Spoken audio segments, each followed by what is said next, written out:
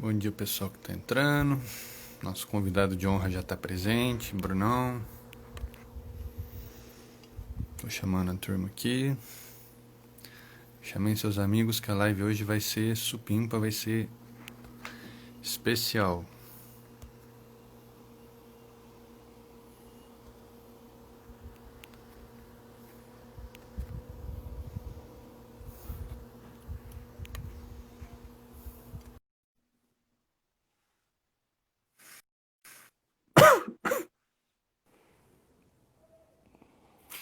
E aí, Eloy, minha gente. Meu convidado de honra, Brunão. Tá me ouvindo? Tô ouvindo. Tá conseguindo me ouvir também? Tô sim. Tô sim. Pessoal, se estiver conseguindo ouvir, se estiver dando algum problema aí para vocês, falem pra gente aí. Que ao contrário do Bruno que é chique, eu tô sem fone. Pessoal que está chegando aí, mais uma edição de Terapia Matinal, dessa vez com um convidado muito especial, meu querido irmão, professor Bruno, Hipnoflow. Essa semana a gente tem recebido muitas perguntas, né, sobre hipnose, sobre hipnoterapia, e decidi abrir para o amigo aí e ajudar a responder algumas delas, né, algumas mais tranquilas, outras mais cabeludas, mas a gente sabe que toda pergunta sempre traz uma nova, né? Então eu vou começar, vou abrir os trabalhos aqui.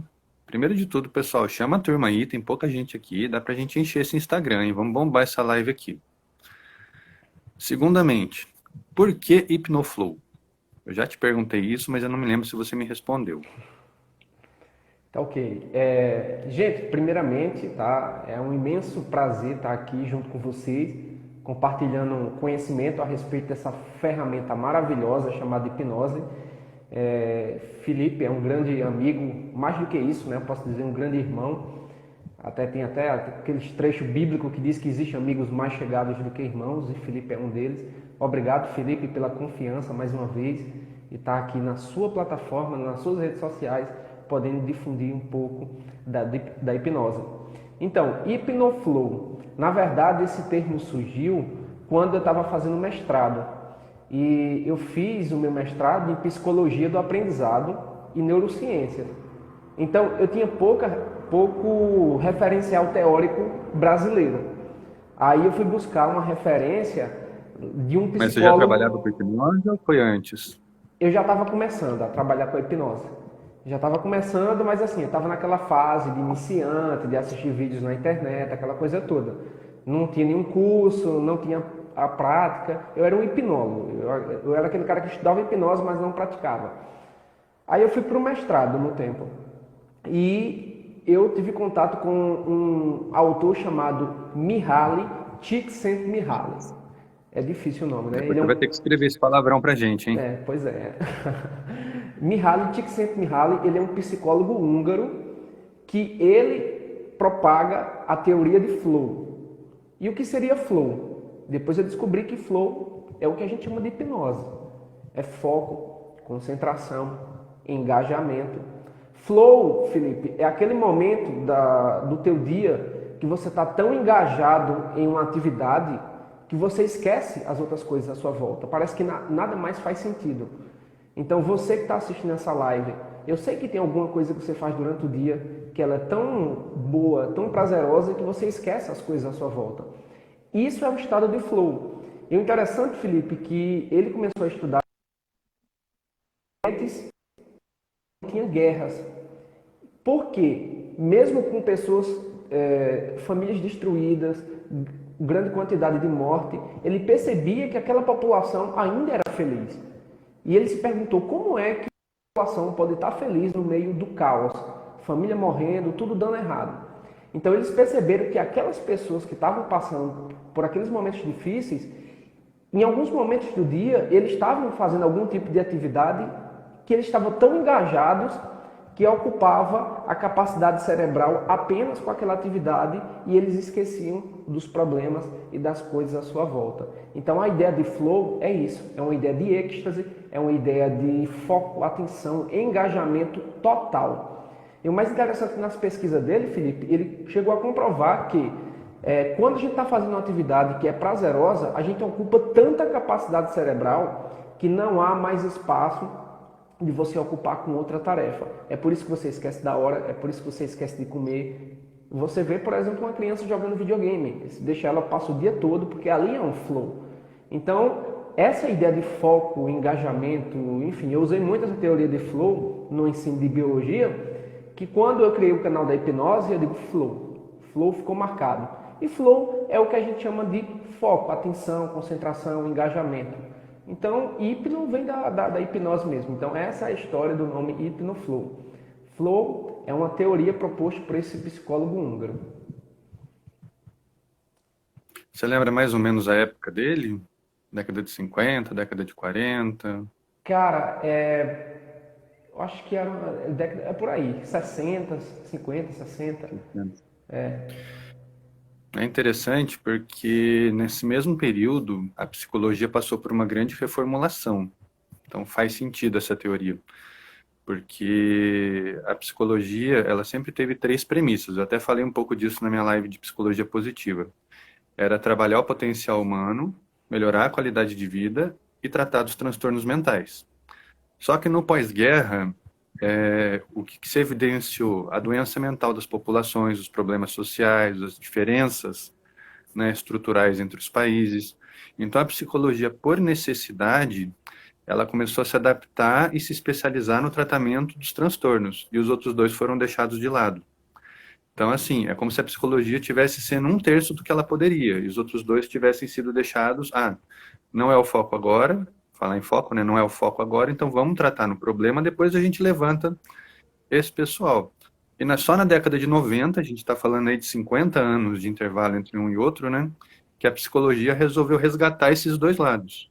Voltar a falar do potencial, voltar a falar da qualidade de vida, além dos transtornos mentais. Então, assim, se você pegar todos os estudos desse período dentro da psicologia, foi totalmente voltado para os transtornos mentais, para diagnóstico, para psicodiagnóstico, para tratamento de populações, mas nunca no sentido de melhorar, no sentido sempre de voltar para o indivíduo. Então, assim, essas pessoas que investiram realmente em manter esse lado da psicologia se destacaram enormemente no período, como é o caso dele, né? Ele fez um trabalho aí de resgate desse potencial muito grande através desse flow. O interessante, Felipe, é que ele fez uma pesquisa com diversos tipos de profissões diferentes, com músicos, com artistas, com pintores, com as diversas áreas. E ele tinha um questionário que ele fazia, ele tinha um bip que acionava, que quando os caras estavam nesse estado de êxtase focado, ele dava um sinal pro cara lá. Então ele tinha um controle das atividades que os caras estavam fazendo que proporcionava prazer. E depois eles pediram para que esses profissionais classificassem como eles descreveriam esse estado. Aí não existe uma única definição. Né? O flow é como se fosse o Só para eu apanhado. entender, as pessoas sabiam que vinha esse bip? Era parte do questionário ou era de surpresa? Não, não, era intencional. É tipo assim, eu tô aqui durante o meu dia, o que é que eu tô fazendo, o que eu tô curtindo pra caramba, uma coisa que eu tô engajadão. Então, por exemplo, eu tô aqui fazendo Uhum. essa live aqui, show de bola. Então aqui eu aciono isso como se fosse uma atividade que me traz prazer. Então ele começou a mensurar quantas vezes isso acontecia, o porquê, qual era o nível, pedia para você classificar sei lá, vou dar um exemplo, de 0 a 10, o quanto isso era prazeroso. E ele começou a ver que. Aí depois ele foi pro lado da neurociência mesmo, né? Ele fez essa Mas parte era uma de. coisa mais para ele, não era tanto para a pessoa perceber o bip. Exatamente, É isso? é mais Ah, para tá. ele, é mais para ele. Aí cada um classificava esse estado de uma forma diferente. Um chamava de êxtase, outro chamava de foco, outros chamava de engajamento. Então o flu é um apanhado de tudo isso, que é o que a gente propaga na hipnose, né? O que é que a gente Sim. propaga na hipnose? Que para a hipnose acontecer tem que ter engajamento, tem que ter foco, tem que ter concentração. Não que o cara tem que ser mega concentrado, não é a concentração que a gente fala dos estudos, mas é essa concentração de você pelo menos prestar atenção naquilo que eu estou transmitindo para você. Esse é o tipo de concentração. Que é muito comum a gente dizer assim, eu acho que eu não vou passar pela experiência de hipnose não, que eu não sou bom de concentração. Pô, você está conseguindo me entender? Você está escutando o que eu estou falando? Tô, então você passa pela experiência. Essa é a concentração mínima. E tem gente que acha que tem que ter uma mega concentração, tem que ser excelente nos estudos para poder passar pela hipnose. E outra coisa, Felipe, ele começou a estudar até que ponto o dinheiro trazia felicidade. Foi outro tópico da pesquisa dele. Então, ele chegou à conclusão que, beleza, se a falta de dinheiro traz infelicidade, existe um ponto que ele até desenvolveu um gráfico que diz, até aqui o dinheiro traz felicidade. Se você passar desse ponto, o dinheiro não traz mais felicidade para você. Então, se a falta de dinheiro traz infelicidade, que a gente já sabe, mas tem um ponto que vai trazendo felicidade, vai trazendo, aí chegou nesse ponto aqui, você já está ganhando muito dinheiro, já atendeu todas as suas necessidades básicas que você consegue fazer, né? Se alimentar, segurança, a pirâmide de Maslow, né? Conforto, segurança, moradia, enfim, aquela coisa toda. Você tem uma certa liberdade financeira para fazer o que você quiser, ir e vir. Pronto, a partir daqui para cima não existe mais felicidade. Aí já começou a elencar casos de falta de felicidade, mesmo tendo muita grana. Então é interessante essas pesquisas dele, porque ele mostra toda essa questão do desenvolvimento humano, né? Interessante. Como se fosse uma curva, né? Então, a pessoa com pouco dinheiro, ela não é feliz, conforme vai aumentando, ela vai Vai ficando mais aumentando. feliz, e chega um ponto, ela começa a ficar infeliz de novo. Exatamente. Eu vou dar um exemplo. Por exemplo, você não tem um violão. Você quer aprender a tocar violão, você não tem um violão. Você compra o primeiro violão. Seu nível de felicidade é muito alto. É muito alto, porque você tem um violão. Só que você tem um violão de entrada, um violão amador. Só que agora você quer trocar por um violão mais profissional. Esse nível de felicidade, ele não vai ser tão alto como você ter ganhado o primeiro violão, um exemplo. A mesma coisa, você não tem um celular. A felicidade de ter um celular é muito alta. Depois que você troca por um mais novo, você fica feliz, mas não é aquele nível de felicidade tão grande quanto você não tinha. Então ele começou a É por isso que você tem, mensurar. por exemplo, os artistas que guardam lá a primeira guitarra que tocou, o primeiro violão, a primeira gaita, né? O cara tem vários lá no repertório, mas tem aquele que é o especial, né? As origens, tudo começou. As origens. Interessante. É bem por aí, né? Conforme é o que você falou, a primeira vez que você supre a necessidade, você tem um pico, né? Das endorfinas, da serotonina, o corpo reage, né? O corpo se levanta com aquela felicidade. E chega um ponto que aquilo já vai ficando até repetitivo, né? Por isso que, assim, quando você fala de depressão, quando você pega as estatísticas de depressão, os maiores casos não estão nas classes baixas, estão nas classes altas. Porque as classes baixas naturalmente estão se movimentando, estão correndo atrás. Já as classes altas, elas chegam a um ponto da vida delas onde elas estabelecem quase um tédio, né? É o que você falou. Já está ganhando dinheiro, então lutar pelas necessidades não é mais um desafio. A pessoa pode ter o que quer, então o que que ela vai fazer? E ela vai nivelando aquele bem-estar, ela vai entrando num grau de parada, né? Você falou uma coisa muito interessante, que é o que está dentro da teoria de Flow, desafios. Então, a gente tem que mediar o nível de desafios e o nível de habilidade que a gente tem. Por exemplo, se você está diante de um desafio que você tem mais habilidade do que o desafio proporciona para você, você fica entediado. É semelhante a você jogar um joguinho de videogame e aquela fase é muito fácil, você já passou, aquilo não te traz mais satisfação. Pô, estou entediado, Você já decora a já sequência, decoro. né? E é justamente o princípio de flow que é colocado nos games. Porque a primeira fase ela é fácil, a segunda já é um pouquinho mais difícil do que a primeira. Quando você pega as últimas fases do game, ela já é muito difícil. Mas veja que seu nível de habilidade foi subindo à medida que o nível do desafio começou a aumentar. Então, a teoria de flow ela traz isso para a nossa vida. Que se a gente está diante de um desafio muito baixo e a gente tem mais habilidade do que o desafio proporciona, a gente fica entediado. Agora, se você tem um desafio muito alto e tua habilidade é muito baixa, você se sente incompetente. Você acha que você não consegue fazer a coisa, você fica frustrado. Vem um sentimento Você de tem o efeito frustração. contrário, né? Que não te dá prazer.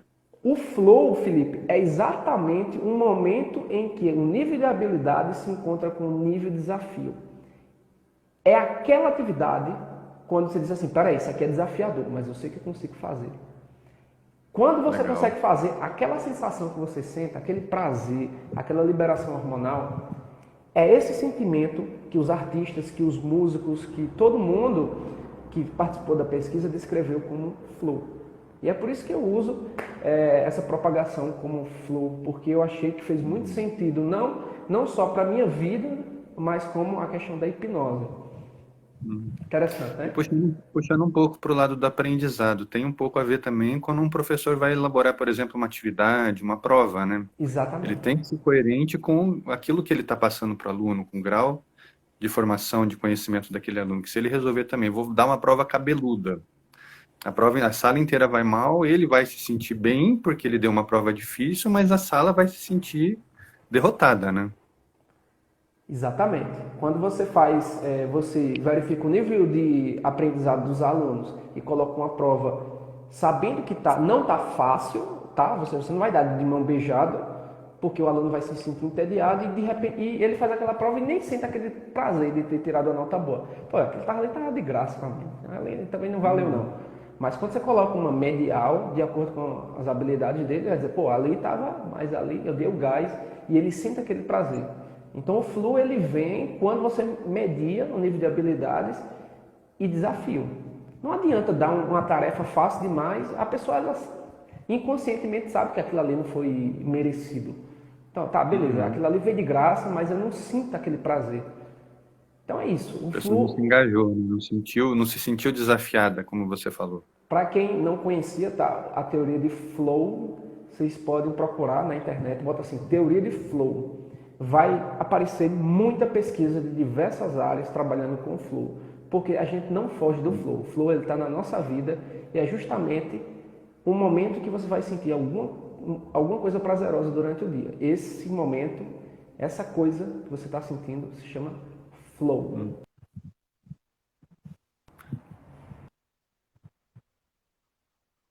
Acho que o Bruno hipnotizou o celular dele, tá engasgando, hein?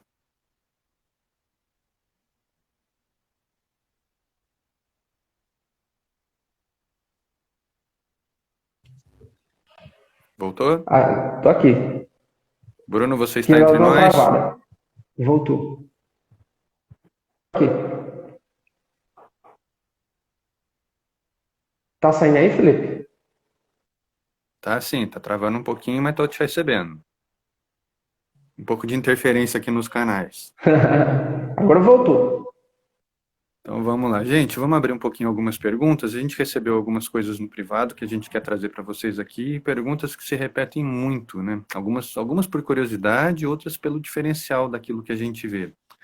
Por exemplo, uma coisa que me perguntam bastante na para quem não lembra, né, eu trabalho com a parte de hipnose para terapia e o Bruno trabalha com a parte de ensino, com a parte de entretenimento, com a parte de street, né? Por sinal tem um curso vindo aí, né, Bruno?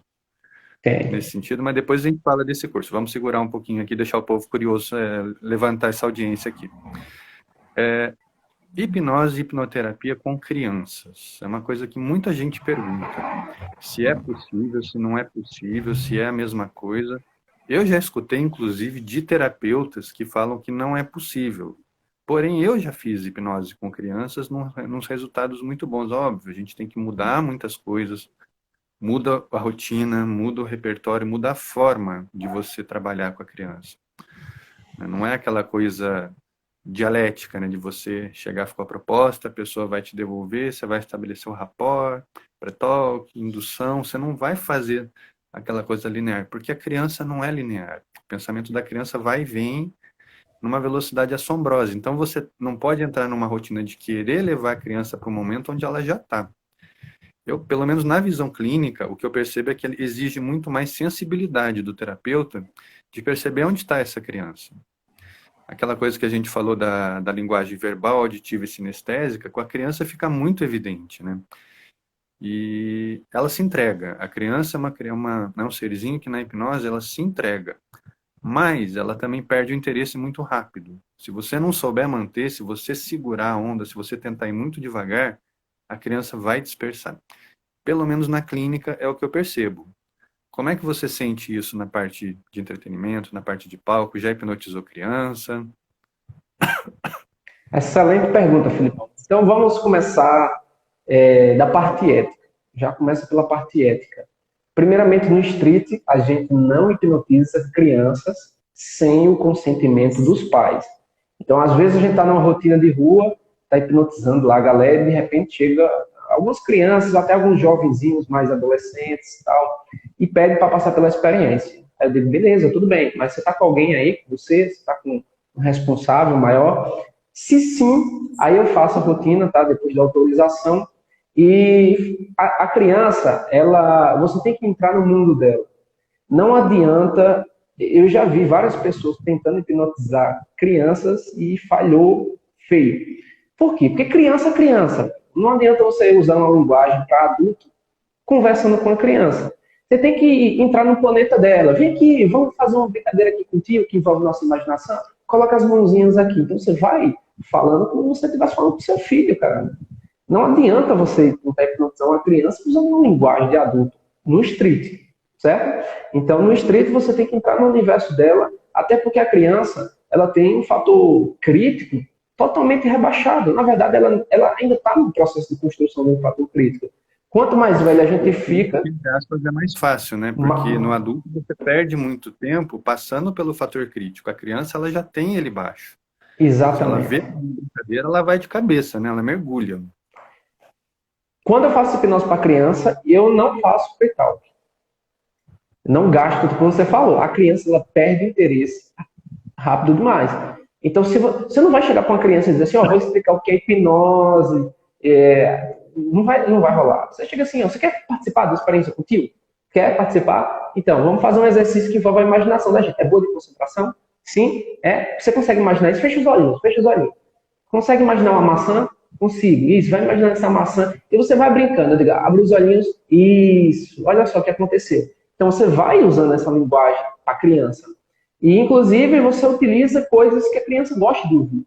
Super-heróis, o artista famoso que ela mais curte. Por exemplo, o interessante, Felipe, que os pais que me pedem para hipnotizar a criança. Então, eu nunca chego para hipnotizar a criança. Nunca é meu objetivo chegar para hipnotizar a criança. Mas, às vezes, eu estou no street, Vai, pedem. os pais que pedem, incrivelmente. Então, veja que o cenário da hipnose já está totalmente mudando, né, o quadro. Porque antes eu pensava que o pessoal ia dizer assim, eu vou colocar meu filho para passar por uma experiência dessa. Então, eu estou fazendo lá com as pessoas na rua, os pais verificam e a criança fica dizendo, eu quero passar pela experiência. Então, aquele pai que tem um nível de instrução maior, diz assim, dá para você fazer com meu filho? Aí, geralmente, as crianças querem conhecer Felipe Neto, Lucas Neto, quer conhecer um super-herói. Então, é muito fácil. Então, você não vai trabalhar, não vai fazer hipnose com criança da forma convencional que a gente faz. Aquelas etapas. Pre-talk, pseudo-hipnose, indução, aprofundamento. Nada disso eu faço com criança. O fator crítico dela já está rebaixado. Eu não preciso ter essa resistência de convencer a criança para baixar o fator crítico. Então, eu já automaticamente entro no loop hipnótico e alimento o loop hipnótico e os fenômenos hipnóticos vão acontecer. Criança não precisa gastar tempo. Eu vejo muita gente tentando hipnotizar a criança da forma que faz com uma pessoa adulta. Britar com aquelas etapas todinhas que a gente conhece para gerar aqueles fenômenos hipnóticos. Não precisa. Nem precisa dizer durma. Aquela coisa que a gente faz, durma, também não precisa fazer com criança. Inclusive, no meu curso, eu vou dar uma pincelada para a galera. Pincelada não, vou dizer lá para o pessoal que faz street como está abordando como hipnotizar crianças. Como hipnotizar crianças, colocar no loop hipnótico sem passar por nenhuma dessas etapas aí. Legal. Só para pontuar um pouquinho, você falou de um ponto importante, a questão da ética, né? Um grande fator diferencial para mim que eu enxergo, né, quando você trabalha com a hipnose com um menor de idade, com uma criança, trabalhar para um adulto, é que o adulto, você vai levar o pré-toque até ele. Você vai trabalhar a questão com ele. A criança, eu vou falar como eu enxergo. Você me corrige aí se você tiver uma outra visão. Quando você vai trabalhar a criança, a impressão que eu tenho é que você leva o pré-toque não para a criança, você coloca o pré-toque com o responsável. E para a criança você já vai direto para a ação. Porque é o que você falou, se você ficar no pré-toque com a criança, ela vai perder o interesse. Ah, isso é muito chato, não quero mais. Que criança é assim, né? Quero, você começa a dar atenção para ela. Ah, não quero mais, agora eu quero fazer outra coisa. Principalmente porque, por que que a maior parte dos pais trazem a criança, no caso, para terapia? Talvez no street tenha um pouco isso por trás também. Geralmente é hiperatividade, é agitação, é ansiedade, ou é alguma coisa mais pontual que ele nunca teve a coragem de levar a criança numa terapia, né? Aquela famosa, o Zé falou lá atrás uma frase que passou batida, mas não passou batida não, Zé, eu ia voltar a ela. Que muita gente ainda enxerga a psicologia como coisa de doido, por conta daquela história que eu falei, dela ter abandonado o lado do bem-estar e adotado uma postura exclusiva para os tratamentos. Da mesma forma, eu acho que um hipnoterapeuta sofre um pouco desse preconceito também, porque ele é um terapeuta. Então as pessoas ainda herdam um pouco isso da psicologia. Ah, não, terapia é para maluco. E na verdade a pessoa não entende que é o contrário, que a terapia é para a pessoa não ficar maluca. Então, assim, eu noto muitas vezes que a pessoa traz o filho para uma terapia, leva o filho, por exemplo, para um street, no pretexto dele participar indiretamente, sem colocar esse rótulo nele. É uma tentativa de generalizar do tipo, eu não sou maluco, mas eu tô aqui para experimentar. Então esse mais ainda está implícito, mas tá caindo um pouco essa coisa de hipnose é coisa de maluco, hipnose é bruxaria, hipnose é isso, hipnose é aquilo, né? Pelo menos eu sinto muito isso nesses momentos de hoje em dia. E a pandemia nesse ponto ajudou, né? Porque muita gente está procurando para trabalhar ansiedade, para trabalhar medos, para trabalhar insegurança, porque antes você saía de casa e se distraía. Agora não, você tem que ficar em casa, pelo menos a maior parte das pessoas, né? Então, assim, como lidar com uma coisa que você não consegue fugir? Então, a pessoa recorre à hipnose, recorre à meditação, está recorrendo muito à terapia. Eu estou vendo uma inversão de valores, aí as pessoas estão entendendo, ah, então serve para isso também. Você nota também essa inversão? Como é que está isso aí nesse universo aí do street? Que também está bem Felipe, afetado, né? exatamente. Eu dei uma parada de fazer street assim nas praças, onde tinha muita movimentação. Mas eu continuo fazendo ainda assim de forma individual. Alguém que chega para mim e diz assim, ei, eu quero passar pela experiência. Então eu faço muito na academia, que é um ambiente que sempre eu tô lá, então é um canto que você faz amizade muito rápido, o pessoal sempre está pedindo, né? E geralmente quem pede para fazer experiência são pessoas que não acreditam. Então no street é sempre assim, Felipe. 90% das pessoas que querem passar pela experiência são céticos. São céticos, são pessoas que querem te desafiar. São pessoas que querem dizer assim, faz em mim aí para ver se essa hipnose funciona. E como todo bom hipnólogo, como todo bom hipnólogo, a gente tem uma carta na mão para poder hipnotizar mesmo aqueles que são descrentes. Então, se ela acredita ou não, para mim não tem diferença. Vai funcionar do mesmo. Então, antes de você continuar, já vou jogar a próxima pergunta. Como hipnotizar as pessoas difíceis? Difíceis, eu tenho que entender qual é essa definição de difícil. Difícil em que sentido? De querer estar me desafiando, por exemplo, é isso? Ou a pessoa ela não quer se permitir?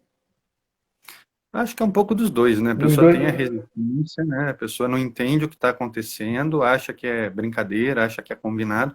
Principalmente, é o que eu mais escuto. Ah, não, isso é combinado. Aí quando a pessoa vem para o contexto da clínica, que ela vê, pô, é só duas pessoas, por que que ia combinar um negócio desse? Aí aquilo meio que cai, né? Então, quando a gente está no street, Felipe, é um verdadeiro laboratório para quem faz hipnose, tá? Então, se você que está assistindo aí, você é da clínica, Cara, se tá você... dando um oi para você aí, oi todo mundo aí que está entrando, chama os Olá, amigos que a gente ainda Araceli. tem tempo para responder pergunta. Então, se você é da clínica, nunca fez street hipnose, faça. Porque ali é um verdadeiro laboratório para você conhecer diversos tipos de pessoas. E tá com desafios. Porque assim, na clínica, você vai atender pessoas que já conhecem a hipnose. Né? A pessoa ela já vai te procurando para resolver um problema.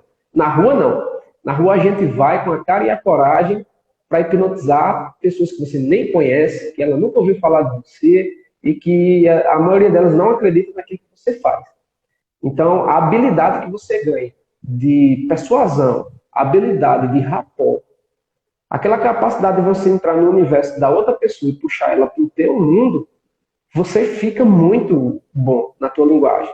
Porque hipnose, acima de tudo, é isso, a linguagem. É linguagem, é comunicação. É a capacidade de você fazer com que o outro te enxergue como alguém semelhante a você. Então, Felipe, o que é que eu faço? Eu tô fazendo hipnose na rua e tem alguém que chega assim e faz, ei, velho, tá hipnotizando essa galera aí de mente fraca? Quero ver tu me hipnotizar. Faz aqui comigo. O pessoal tem tudo mente fraca aí. Faz aqui comigo. Então, esse famoso desafio é aquele cara que você não vai dar atenção para ele. Porque esse é o cara que vai contaminar toda a hipnose. Tá? Ele diz, valeu, velho. Não consigo mesmo não. Valeu, tchau. Pronto. Agora, se chega uma pessoa resistente nesse ponto aqui, Felipe, que é um ponto de ignorância, você percebe nitidamente que o cara não sabe nada do que é hipnose e nem vai valer a pena explicar para ele. Agora, quando é uma pessoa que você julga que vai valer a pena explicar para ele, a gente diz assim, eu acho muito interessante, mas eu não consigo acreditar nisso não. Sei lá, eu sei não, eu só acredito se for comigo. Esse tipo de pessoa, aí você vai investir tempo nessa pessoa. Aí você, vem cá, deixa eu tirar as tuas dúvidas. Na tua cabecinha, o que é hipnose? Ah, sei lá, eu acho que é uma coisa que tem a ver com religião, um poder que tu joga na pessoa e a pessoa fica hipnotizada. Sei lá, eu tenho medo de não voltar, de contar meus podres. Então, você vê que quando ela abre a boca para falar o que é hipnose, você já identifica quais são as crenças limitantes dela. Entendeu? Aí, o que eu faço? Eu disse, não, aí eu vou tirando um por um. Aí eu chego e digo o seguinte, mesmo sem você acreditar, vamos fazer uma experiência? Mesmo sem acreditar. Aí você vai ter a sua própria conclusão. E ela permite fazer, eu só preciso que você não me sabote e siga as instruções. Aí eu uso uma técnica para não começar a hipnose pela imaginação. Eu começo a hipnose por outra porta de entrada. Porque, na verdade, existem várias portas de entrada para hipnotizar uma pessoa. Tem gente que até hoje, Felipe, pensa que para hipnotizar uma pessoa precisa começar com isso aqui. Isso aqui. Não, meu amigo. Tem gente que não vai grudar os dedinhos por nada. Aí você. Pronto, pois é. Muito difícil. Eu também não grudo. Eu também não grudo. Eu também não grudo. Aí o cara que só sabe hipnose pelos aqueles vídeos que ele assistiu na internet, o cara não grudou o dedinho, vai para lá. Esse aqui é resistente. Então a gente coloca rótulos nas pessoas. Tem gente que não vai responder. O cara fica desesperado, né? Eu tenho que colar a mão dessa pessoa. Aí se frustra mais ainda, né? Então. Sim, aí ele acaba com a experiência dele e dos outros, né? Pois é verdade. E, inclusive, você faz algo ruim para a pessoa. Poxa, velho, eu quero tanto passar pela experiência de hipnose e a pessoa diz assim, eu não sou hipnotizável. Ninguém consegue fazer comigo. Só porque ele não grudou a mão. Pô, tem gente que não vai grudar a mão, tem gente que não vai esquecer o nome, tem gente que não vai ver o artista. E é normal, cada um tem seu perfil hipnótico. Tem coisas que vai acontecer e tem coisas que não. Então a gente valoriza aquilo que aconteceu. Agora, você descartar a pessoa porque uma coisa não aconteceu, e é isso que eu tenho visto na rua a galera fazendo. Mas, em resumo, Felipe... O gancho, eu acho que é por isso que é tão difícil a gente falar, que nem algumas pessoas querem... Muita gente pergunta até, existe uma escala de suscetibilidade, do mais suscetível para o menos suscetível? É o que você falou, é difícil, porque tem pessoas que apresentam algumas respostas de um transe profundo e poucas de um transe leve. Então, assim, não dá para você nivelar, essa pessoa tem essa resposta, então ela é no transe profundo, mas ela não respondeu do leve, então ela não está em transe leve, mas está em transe profundo, como é que é isso? Então, assim, você tem que ver até onde a pessoa chega. Isso é mais importante do que quantas respostas ela apresenta. Acho que você falou uma coisa interessante, esse negócio de ver o artista, ver o herói, é muito da alucinação. E tem uma frase do Sean Michael Andrews, nos cursos dele, que ele fala, para quem não sabe, é um hipnólogo americano, considerado até hoje o hipnólogo mais rápido do mundo. Ninguém supera aquele cara. Eu não sei qual é a bruxaria que ele fez na mão ali, que pelo amor de Deus. E o negócio dele é arma e pull puro. Ele pega a pessoa que nunca foi, pum, vai embora. Então, assim, ele é muito rápido, entre aspas aí, a gente sabe que mídia influencia. Mas ele fala, né, que para mim é mais importante, a pessoa apresentou uma alucinação, não me importa se ela não cola a mão, se ela não fecha o olho. E tem hipnólogo que, se a pessoa não fecha o olho, ele fica desesperado. Pô, o que está acontecendo? O que eu estou fazendo de errado? Então a pessoa às vezes já está em todos os sinais de um transe profundo, pupila dilatada, tônus da pele mais frio, mais claro. A pessoa já está alucinando, já está tendo resposta ideomotora e se está preocupada em fechar o olho da pessoa. Então falta um pouco da sensibilidade do hipnólogo também de perceber os sinais, não adianta olhar de um por um, né? Preciso que a pessoa feche o olho, agora vai baixar a cabeça, agora vai grudar a mão. Então, se você vai no passo a passo, você perde o tempo da pessoa e é aquilo que nem a gente falou de criança, né? Com criança ou com uma pessoa mais, não vou usar o termo resistente, vamos dizer assim, a pessoa mais crítica, você perde ela, porque ela percebe que você está ficando inseguro. E o interessante, Felipe, que você falou aí dos sinais do trânsito, e isso nem é importante para o street, sabia, cara? Não importa se os olhos estão trepidando, se a pessoa fechar os olhos, ela já começa aqui, ó, ficar assim, trepidando, a temperatura começa a mudar, ela começa a deglutir mais rápido. Nada disso. No street, Felipe, não importa se é transe superficial, se é transe médio, transe profundo, muito profundo, isso nada importa para o street. Porque o fenômeno hipnótico, ele não vai acontecer por causa de níveis de transe. O fenômeno hipnótico vai acontecer por causa de uma coisa chamada loop hipnótico. Então, na rua, se você souber colocar o cara no loop hipnótico rapidamente, e é isso uma das coisas que eu tenho feito e que a galera tem se interessado muito, mas ainda não conseguiu sacar. Tem gente que está perdendo muito tempo fazendo hipnose, conversando coisas que poderiam ser otimizadas. Mas isso você só vai começar a saber quando você começar a fazer, praticando. Como é que você vai ter a certeza que você vai ser um bom hipnólogo, um bom hipnotista, se você só fica teorizando? Aí eu li 50 milhões de livros de hipnose. Beleza, foi pra rua? Fui não. Cara, vai pra rua. Você nunca vai se sentir preparado o suficiente. Começa a fazer. Mostra, vai com aquela história assim, vai com medo que a coragem te acompanha no caminho. Agora só não demonstra esse medo. Porque hipnose envolve uma coisa chamada autoridade. Se a pessoa vai perceber, vai. Por exemplo, se eu não confiar em Felipe, como é que eu vou me submeter a uma terapia com Felipe se eu não tenho confiança em Felipe? Vou nada, cara. Eu sei lá se esse cara sabe o que ele está falando aí. Então para você hipnotizar uma pessoa na rua, ou ela vai com tua cara, ou ela não é hipnotizada. Então já é uma dica muito boa aí, Felipe. Às vezes, essa pessoa resistente, a hipnose ela falha por causa disso. Por exemplo, eu, pessoalmente, tenho pessoas que eu não tenho empatia. Eu não tenho empatia. Eu olho para aquela pessoa, inconscientemente já me dá aquele ranço, não tem? Dizer assim, cara, não sei porquê, mas inconscientemente já não vou na cara dessa pessoa. Então, o santo não bateu. Todo mundo tem isso. Todo mundo tem isso. Ou isso que já é intrínseco de você, porque não bateu mesmo, ou que foi construído. Essa imagem.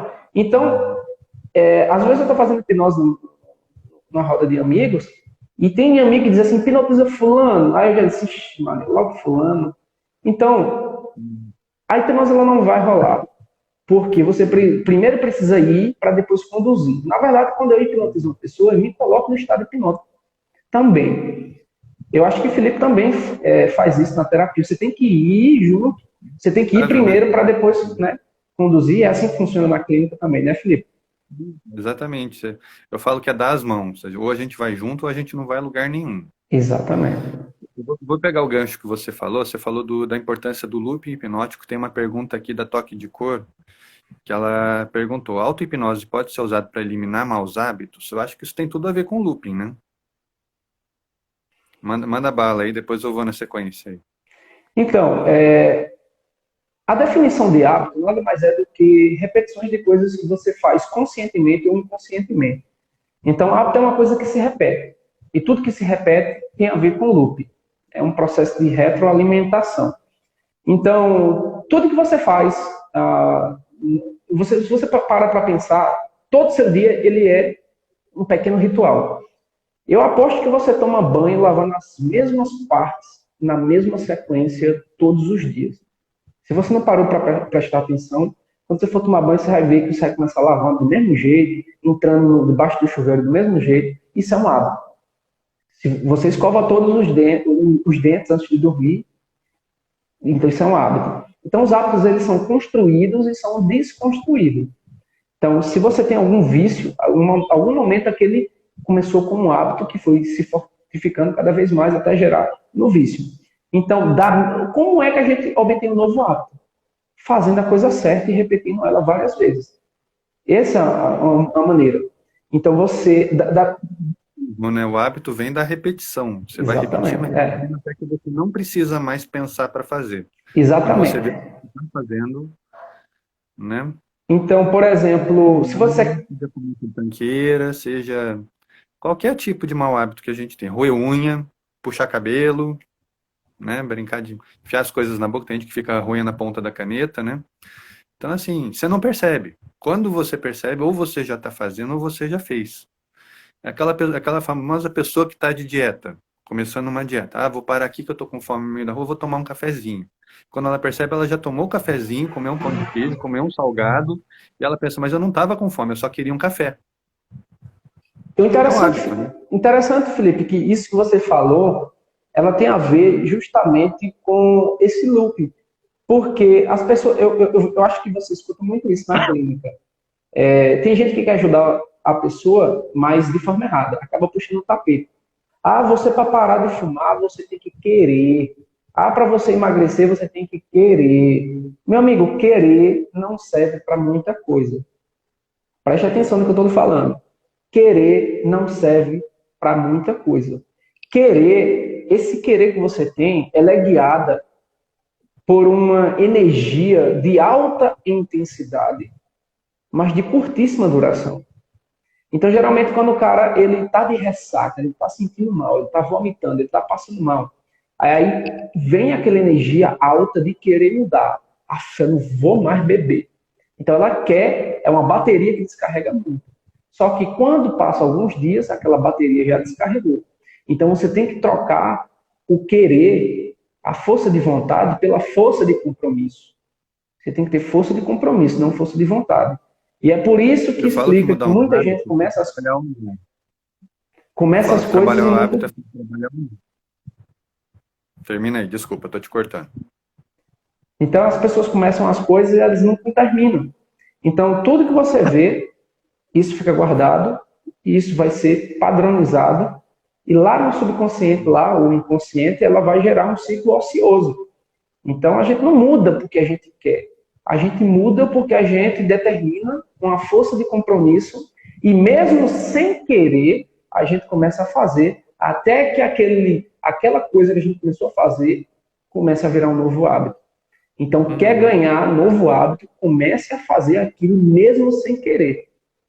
Entendeu? Então, é essa. Não para perder o hábito, né? Eu falo que a gente trabalha no não. Que nem, vamos pensar a pessoa que quer parar de fumar. Ela não pode pensar, eu tenho que parar de fumar. Ela tem que pensar o quê? Não é o que ela vai tirar do repertório dela, é o que ela vai colocar. Por exemplo, eu quero parar de fumar. Por que que eu quero parar de fumar? Porque eu quero ter mais saúde, eu quero ter um outro estilo de vida, quero conseguir me exercitar, quero conseguir brincar com os meus filhos com mais pique. Então você tem que colocar interesses na pessoa. Você não vai fazer com que ela trabalhe o não. Porque senão, quero parar de fumar. É o que você falou, vai ficar uma bateria enorme com um monte de energia. O que que você vai fazer com isso? O que você está acostumado a fazer. Então, vou parar de fumar por um tempo. Daqui a pouco vem aquela gana, vem aquela ansiedade, eu vou fumar um só. Quando você vê, já foi o maço inteiro. Por quê? Você não colocou nada no lugar. Então, trabalhar um hábito, respondendo um pouquinho, também ajudando aí na toque de cor, você tem que fazer uma transição. O que você quer perder e o que você quer ganhar. Mesma coisa emagrecimento. Eu quero perder peso. Por que que você quer perder peso? É por estética? Ah, não, é porque eu quero ter mais saúde, eu quero ter mais pique, quero usar roupas melhores, quero conseguir fazer um esporte. Então a pessoa vai te dando interesses, eu estou falando agora na linguagem mais da clínica, tá? A pessoa vai te dando interesses do que ela quer com aquilo. E você tem que focar nisso. O hábito, como eu falei, é a repetição. Eu vou lutar pela minha saúde, eu vou lutar pela minha qualidade de vida. Concentrado, concentrado, concentrado, até que aquilo fique no automático, eu não precise mais me preocupar com aquilo. Virou um hábito. Em média, na neuropsicologia, a gente fala que um hábito demora em torno de 20 a 21 dias para se instalar. Esse é o tempo que você tem que se concentrar, trabalhar com aquilo numa obrigação, pensar naquilo, até que o seu corpo e a sua mente entendam que aquilo faz parte do seu repertório. E você para de se preocupar com aquilo porque a sua mente já entendeu que aquilo faz parte de você. Você não tem mais que pensar, ela vai fazer. Mesma coisa para perder. Ah, tô com vontade de fumar. O que eu vou fazer no lugar? Meu pai, quando tentou parar de fumar, ele chupava bala de hortelã. Vivia com a boca fedendo hortelã, mas era uma bala atrás da outra. Funcionou. Ele parou por algum tempo. Entendeu? Então, assim, a gente tem que focar no que a gente quer, não no que a gente não quer mais. Para não ficar com essa bateria, com um monte de energia acumulada sem ter com o que gastar. Não é isso? Você que é E, esportista pode falar bem, né? e assim, às vezes esse hábito ele é gerado por causa de um gatilho. E se você Sim. identificar qual é o gatilho que está Inclusive, a gerando, pergunta da Araceli lá embaixo que foi para você. quero perder a timidez, estou devendo um vídeo. Quero perder a timidez, estou devendo um vídeo. Eu vou cobrar esse vídeo, viu? E Felipe, na verdade aqui eu estou com uma gambiarra aqui no celular. Eu coloquei um monte de fita enrolada aqui no negócio para o celular ficar. Eu não estou conseguindo ver direito as perguntas. Qualquer coisa você fala aí para mim, viu? Quais as Pode perguntas que deixar, tá pode deixar. rolando. Aqui, ó. É que essa me chamou a atenção que a gente está falando. Tá cheio de fita, é gambiarra total aqui. Mais brasileiro esse cara, é brasileiro esse cara. Então, Eu acho interessante que essa fala dela vem de encontro com o que a gente está falando do hábito, né? Quero perder a timidez. O que que a gente faz no lugar de perder a timidez? É correr o risco? É ousar? É se concentrar em alguma coisa? Dá uma dica para ela aí. então, existem técnicas que você pode usar e essa palavra querer, a gente utiliza muito, a gente quer muitas coisas, mas é isso que eu estou falando, Araceli. A gente quer algo, mas esse querer, ele está sendo movido por uma energia de alta intensidade e de curta duração. A gente quer, mas a gente não tem um cronograma para chegar lá. Por exemplo, eu quero perder peso. Beleza, já entrou em contato com o nutricionista? Já entrou em contato com um profissional da educação física, já começou a traçar quanto é que você vai gastar de alimentação, você já começou a verificar quais são os alimentos que você vai comer, você já começou a quantificar durante quanto tempo eu preciso para alcançar essa minha meta. Então, quando você começa a colocar essas coisas no papel, isso deixa de ser querer, isso deixa de ser força de vontade e passa a ser força de compromisso. Então, por exemplo, eu vejo que as pessoas elas querem mudar muito, mas elas não se organizam para poder mudar. Tá, beleza, eu quero ser um, Mudança de vida, né? eu quero passar no vestibular. Beleza, o que é que eu preciso fazer? Então, para perder a timidez, a gente tem que ter, primeiramente, a gente tem que quebrar uma crença limitante. Ela falou que ela coloca um saco de papel na cabeça. Pronto, então a gente tem que começar a quebrar essa crença limitante. Eu sou tímido. Você não pode se determinar isso para você mesmo. Então você tem que quebrar essa crença de você mesmo que você é tímida. Para você ter ideia, Araceli, vou contar uma coisa para você aqui que eu não contei para canto nenhum. Eu tive uma adolescência meio perturbada, porque eu era muito magro. Muito, eu acho que o Felipe já viu, eu já mandei uma foto para ele. Eu era muito, muito magro. Eu era aquele tipo de rapaz que se uma menina olhasse para mim, ela preferia pegar o mosquito da dengue do que me pegar. Então, assim, inclusive, essa paixão pela musculação que eu tenho hoje veio de um trauma de, pô, ninguém quer ter contato comigo. Então, eu, de forma meio traumatizante, eu comecei a treinar feito louco, a botar um objetivo absurdo que eu não... Até chegar onde eu cheguei, e depois que eu vi que cheguei no nível aceitável, eu comecei a relaxar mais um pouquinho. Mas, assim, a gente precisa traçar, a gente precisa enfrentar, tem que ter enfrentamento. Pô, eu sou tímido, como é que você vai começar a perder a timidez? Com um pouco de enfrentamento. Começa aos poucos, né? Sou tímido, vamos lá. Começa trabalhando com duas pessoas. Faz o seguinte, tem um treinamento muito bom que eu costumava fazer quando eu era tímido, Araceli. Sou tímido total. Quando eu ia numa parada de ônibus, eu começava a puxar conversa com essas pessoas. Quando eu ia na fila de um banco, eu começava a puxar conversa. Nem que fosse, que hora é essa, por favor? A pessoa começava... Aí começava lá, mas tá quente hoje, né? Aí começava a puxar conversa com as pessoas. Então, se você exercer a habilidade de conversar com as pessoas desconhecidas, você vai perder a timidez. Aí você começa falando com duas pessoas, com três, de repente você está falando numa rodinha de amigos. O segredo é enfrentamento e mostrar para esse medo que ele não é necessário existir. Porque, vamos lá, eu sou totalmente tímido. Eu começo conversando com uma pessoa só desconhecida. Sei lá, na fila de um banco, na rua e tal.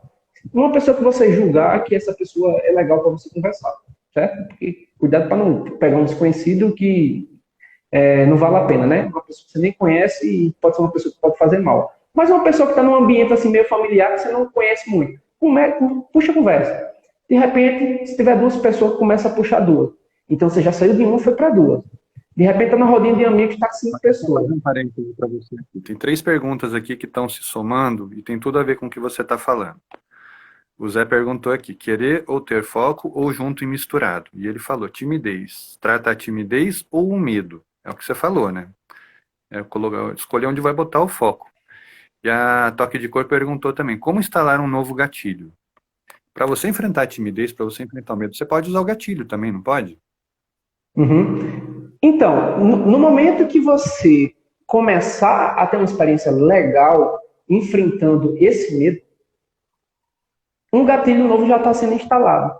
Porque quando você for ter contato de novo, aquele gatilho, ele dispara e gera aquela mesma sensação.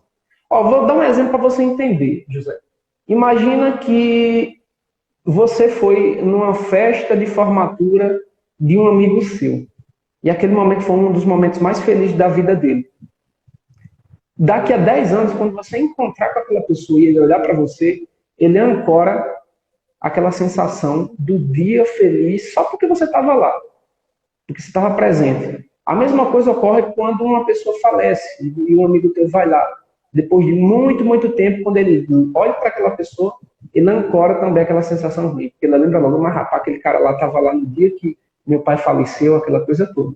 Então, assim, os gatilhos, eles são disparados de forma inconsciente. Então, quanto mais você começar a fazer algo que você tem medo de fazer, esse enfrentamento ele é necessário. Aos poucos, você vai se expondo aos poucos ao objeto que te traz fobia, até o ponto que não vai fazer sentido ele existir mais. Por exemplo, é isso que eu estou falando. Eu tenho fobia de falar em público. Mas no eu consigo enfrentar do que eu preciso fugir daqui. É Exatamente. isso? Porque se você fugir, uma hora ele vai te encontrar. Então, é igual quem está fugindo da baliza. Ah, meu Deus, eu nunca vou fazer uma baliza, eu nunca vou fazer uma baliza. Um dia a baliza ela vai te encontrar. Então, esse enfrentamento, conversa com uma pessoa desconhecida, depois você conversa com duas, depois você está conversando com três. Quando você estiver falando com 5 pessoas, com uma rodinha de pessoas, aí depois você vai estar numa sala com pequenas pessoas, com uma quantidade média de pessoas, e de repente você está num grupo gigante.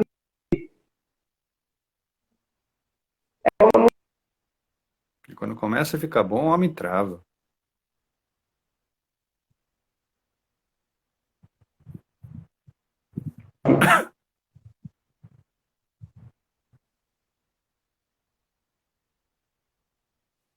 Daqui a um mês você está pegando de 5 quilos, daqui a 30 dias você está pegando de 10 quilos. A mesma forma é a construção desse novo ato, essa perca desse medo, ela pode ser construída dessa forma, com enfrentamento. Lógico, não chega logo enfrentando uma grande multidão, já que você tem, por exemplo, timidez. Então, chega com uma pessoa, depois duas, depois três, depois uma pequena galera, e de repente você vai perceber que você já criou um novo hábito e aquele medo que antes você tinha, você não tem mais. E isso foi o que aconteceu comigo, Felipe. Hoje eu sou um cara, eu não tenho problema com o público, eu amo estar em público, eu amo ser o centro das atenções, num bom sentido, eu amo estar falando para grandes multidões, mas eu já fui um cara muito tímido. Além de ser muito tímido, muito inseguro, porque eu não gostava do meu corpo, ninguém queria ter contato comigo, as pessoas não me davam credibilidade, então eu tive que trabalhar isso com enfrentamento. Eu disse, peraí, ou eu vou fugir minha vida toda nisso daqui, e eu fugindo eu não vou conseguir resolver. Será que as pessoas não te davam credibilidade ou você não se dava credibilidade e via isso nas pessoas por conta da timidez, né? Cortou aqui, cortou, repete. Será que as pessoas não te davam credibilidade ou você, pela sua insegurança, pela sua timidez, não se dava a credibilidade, então você via nas pessoas essa dúvida que você sentia. É o que o Zé falou aqui, ressignificar, e o Bruno travou de novo. Ressignificar os medos funciona ou é algo mais específico? É um pouco dos dois, né? Tá, travou aqui geral. Então, eu peguei uma parte. Eu acho que os dois, Felipe. Eu acho que, pela fato de eu me sentir inseguro, as pessoas não me davam credibilidade. Então, se eu não confiava em mim mesmo, como é que as pessoas iam confiar em mim? Se eu não me dava credibilidade, como é que as pessoas iam ver isso em mim? Então, foi coisas que eu comecei a trabalhar na minha vida, né? Comecei a me apaixonar por desenvolvimento pessoal, e eu percebi que se eu quiser mostrar uma autoridade para as pessoas, eu tinha que começar a trabalhar em mim mesmo. Então, foi isso que eu comecei a fazer. Então, assim, eu acho que é uma dica bem interessante, tá certo? Começa a se expor aos objetos que te causam medo, vagarosamente, até que o medo não vai ser mais necessário existir aí. Então, essa é uma dica poderosa para que você possa perder o medo, certo? A gente vai enfrentando e quando você vê que você conseguiu, teve um resultado positivo, aquilo vai gerar uma emoção, aquilo vai gerar uma química no teu corpo. Aí você fez uma, duas vezes, poxa, não é tão difícil assim. Então você vai começar a gerar mais dessas químicas e ao ponto aí que você está palestrando para multidões, está no meio do street lá, conversando com a galera. Mas isso aqui é só uma das técnicas. Existem várias abordagens. Essa aqui é uma mais, né? Enfrentamento. Sim. Bruno, eu vou te cortar que daqui a pouco temos os últimos minutinhos aí, daqui a pouquinho o Instagram vai entrar no reloginho de corte nosso aí.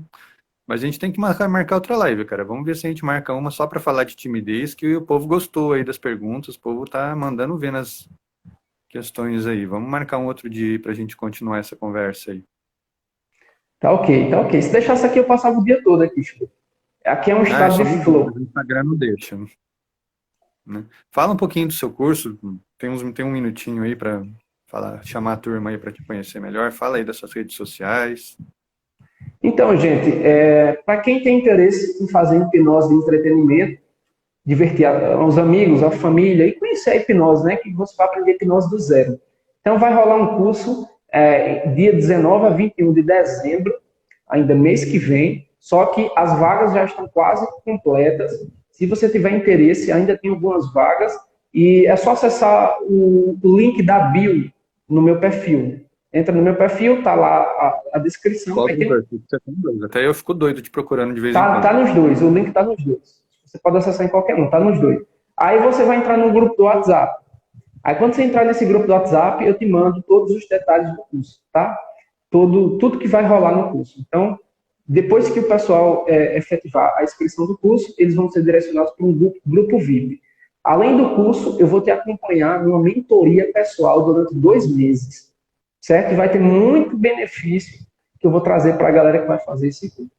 Então, o curso lá está bombando, a galera já está fazendo inscrição, só tem poucas vagas. Se você tiver interesse em fazer tudo aquilo que eu faço nos meus vídeos, quem me conhece, assiste meus vídeos, eu vou te ensinar a fazer o que eu faço. É exatamente isso. E quem não conhece, assiste também que vai se divertir. Diversão garantida aí. Olha aí, ó, coisa Né? legal. A pessoa colocou aqui, mano, que live, estava precisando ouvir isso. Aí, quanta sabedoria e gratidão. É isso aí, Simone. Começa a colocar em prática e a gente tem que perceber que mesmo com medo, faz que a coragem te acompanhe no caminho. Quanto mais você se Vai. expor gradativamente àquilo que te traz medo, uma hora tua mente vai entender que não faz sentido existir mais. Porque você enfrentou, venceu, sentiu uma química gostosa, você vai querer fazer mais, vai sentir mais química gostosa e de repente uma grande fobia que você tem, na verdade ela foi embora. Foi assim que eu comecei a perder medo de altura. Eu sou socorrista, eu tive que fazer um treinamento em rapel, fobia total ali, mas eu comecei a me expor lentamente àquela altura, até que minha mente entendeu que aquilo ali não faria mais sentido eu ter medo, porque eu estava com os equipamentos e tudo, e eu comecei a fazer. Eu sei que dá medo se expor ao medo, mas é dessa forma que ele não vai fazer mais sentido existir, certo? Só Então, que não precisa mais dele, né? exatamente, a gente não precisa mais dele, na verdade. Então, um abraço aí para todos vocês. Felipe, muito obrigado mais uma vez, como é que eu posso dizer? Pela confiança. E sempre que você precisar de mim, você sabe que eu estou aqui. E para você é o cara que eu dou sim, sempre que você quiser. Valeu, meu irmão. E valeu aí pelo tempo, pela oportunidade, pelos ensinamentos. O povo tá adorando o aprendizado aqui. Vamos marcar outras lives, cara. Vamos juntar essa turma aí, vamos expandir esse conhecimento. Quem ainda não conhece, procura esse cara aqui. Fera, baita professor, baita socorrista, galã. Detalhe que eu tô caído aí de Clark Kent, galanzão. Gente, vou ficando por aqui. Muito obrigado pela presença de todos. Quem tiver pergunta, alguma coisa que passou batido a gente não respondeu. Mayra, você falou que travou lá atrás, você não entendeu uma das respostas do Bruno. Manda nos comentários que ele responde para você e a gente vai dando continuidade aí. Infelizmente, é o que o Bruno falou. Por mim, ficava o dia inteiro aqui, mas o Instagram daqui a pouco vai cortar na metade. Então, gente, Vamos marcar o próximo, né, Felipe? opa, bora lá. Vamos agendar essa turma, vamos juntar essa turma aí. Acho que timidez o povo quer saber mais, medo a gente pode A gente pode responder. abordar também como você estudar pouco e aprender muito. Que eu trago algumas dicas essenciais durante todos os meus anos de vivência, né, de professor na sala de aula. Eu já percebi já que não adianta você encher muito a tua cabeça. É melhor ter uma cabeça bem feita do que ter uma cabeça cheia. Então isso é para qualquer coisa na tua vida que você for estudar. Não adianta passar 10, 15 horas por dia lendo as coisas, assistindo coisas, se você não tem uma metodologia de estudo e você não sabe como fazer a coisa. Então, para tudo na vida tem técnica. Se você quiser, Escutou, Rafael? Essa foi para você.